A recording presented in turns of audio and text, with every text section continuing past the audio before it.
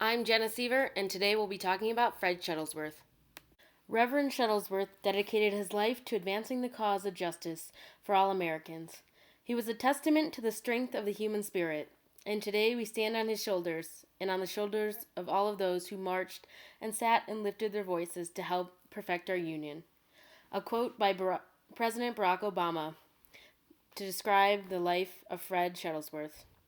Considered one of the big three of the civil rights movement, Fred Lee Shuttlesworth, who was born Fred Lee Robinson, was born March 18, 1922. He was raised in Alabama by his mother Alberta Robinson and his stepfather William Nathan Shuttlesworth. He graduated from high school in 1940 at the age of 18 and married Ruby Keeler a year later. Him and his wife moved to Mobile, Alabama a few years later, and he worked as a truck driver and studied auto mechanics. At the age of 26, in 1948, he became a licensed and ordained preacher. He also received degrees from Selma University and Alabama State College by 1950. After school, he served as a preacher at First Baptist Church in Selma until 1953. From 1953 onwards, he served as a preacher at Bethel Baptist Church in Birmingham, Alabama. In 1956, Alabama issued an injunction to the NAACP to cease all actions.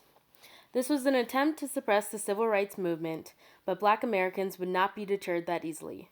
In response to this, Shuttlesworth formed the Alabama Movement for Human Rights, ACMHR for short, to carry out all the actions that the NAACP was prevented from doing. The ACMHR heavily used litigation to pursue their goals. For example, they sued the city of Birmingham for not hiring any black police officers. And shortly after forming the ACMHR and being voted president, Shuttlesworth and the ACMHR organized bus boycotts in Birmingham similar to those in Montgomery. Seeing the success in Montgomery inspired him to try and do the same in Birmingham. However, the night before the campaign, on December 25, 1956, the KKK bombed the Shuttlesworth house. Fortunately, Shuttlesworth and his family were unharmed, but this was a hinder to their goals. After this incident, Shuttlesworth recalls a police officer and a KKK member telling him to get out of town, but Shuttlesworth refused, saying, "I wasn't saved so I could run." This really speaks to his determination and dedication to this movement. An attempt was made on his life and the life of his family, but he could not give up on his goals and lose everything he has worked for thus far. This is probably why Dr. Martin Luther King Jr. once called him the most courageous civil rights fighter in the South. Luckily, despite attempts to squash the campaign, hundreds of protesters sat in the white section of the bus to protest segregation the next day. Some protesters were arrested, but the ACMHR filed suit against the segregation laws, hoping they would be deemed unconstitutional like they were in Montgomery. To further battle segregation in the South, Shuttlesworth became a founding member and secretary of the Southern Christian Leadership Council, SCLC for short. Shortly after the formation of the SCLC, another attempt was made on Shuttlesworth's life after he tried to enroll his kids in a white school. He was beaten severely and his wife was stabbed, but this did not deter his spirit or ideas for the movement. A historian reflected on Shuttlesworth's determination during this movement by stating that Shuttlesworth would lead demonstrations and he would call Bull Connor, who was the Commissioner of Public Safety in Birmingham at this time and known for being very violent, and Shuttlesworth would say to him, "Bull, I will be on such and such corner. If you want to be a part of history, be there." Which I just think is really awesome and took a lot of courage. Shuttlesworth's continued persistence angered Bull Connor because he used every tactic imaginable to drive African Americans from participating in ACMHR meetings and protests throughout Birmingham. Unfortunately, he was unsuccessful because our determination could not be squashed. Shuttlesworth's determination was admirable. However, it did detract from his clergy duties.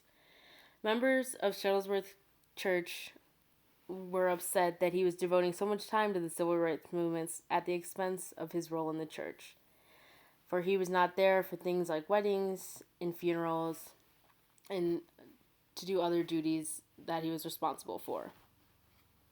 In 1960, while witnessing the sit-in protests demonstrated by students in Greensboro, Shuttlesworth decided to launch sit-ins in Birmingham with the help of students at Miles College. In 1961, before he moved to Cincinnati due to his failings in the church, he housed freedom riders at his home after they were beaten by mobs at Birmingham bus terminal for protesting the continuation of segregation on buses in Birmingham. Shuttlesworth's persistent attitude ensured that he kept fighting for desegregation in Birmingham, but not enough strides were being made. Fred Shuttlesworth had repeatedly asked Dr. King to start a campaign in Birmingham, but had not succeeded.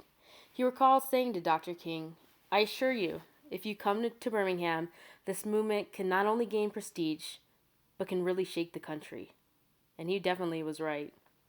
He also reasoned that Birmingham was a key to winning the civil rights movement in the South. Dr. King was hesitant to start the campaign in Birmingham because he was unsure of how people would react to Shuttlesworth's confrontational style. As you can see already, he never backed down and he wasn't afraid to put up a fight. However, as demonstrated before, Shuttlesworth did not give up that easy, so he hounded Dr. King for many years until he agreed to start the Birmingham campaign with him in 1963. With the help of ACMHR and SCLC, Dr. King and Shuttlesworth started the Birmingham campaign in April 1963. Shuttlesworth and Dr. King worked hard to organize many sit-ins and protests throughout Birmingham. They worked long and hard to keep morale high, especially when they were faced with the unrelenting Bull Connor. To bring greater attention to the Birmingham campaign, Shuttlesworth mobilized students in the city. This is probably the most famous and well-known aspect of the Birmingham campaign, and Shuttlesworth himself was very instrumental in bringing in young people to be a part of these movements, especially in Birmingham. The students marched throughout the city and were faced with incredible violence by Bull Connor. These images were plastered on the TVs and newspaper throughout the country, and America was horrified by seeing young kids being attacked by police dogs and sprayed with fire hoses. The attention garnered from these protests caused the city to compromise and put forth desegregation efforts. The Birmingham campaign also paved the way for the 1964 Civil Rights Act to go into effect. After the success in Birmingham, he helped to organize the march from Selma to Montgomery in 1965 in conjunction with the SCLC. The beginning of the Selma campaign started off with a lot of violence and failures. Shuttlesworth, however, was still dedicated and determined to make it successful. As the campaign garnered attention from the media and the president, marchers were protected from the violence by the military. This ensured the marchers had safe passage to Montgomery and led to the 1965 Voting Rights Act. After all the successes in the civil rights movement and the hard work that Shuttlesworth put in, he returned to his roots as a preacher. He continued to be a part of church as a reverend at Greater New Light Baptist Church in Cincinnati.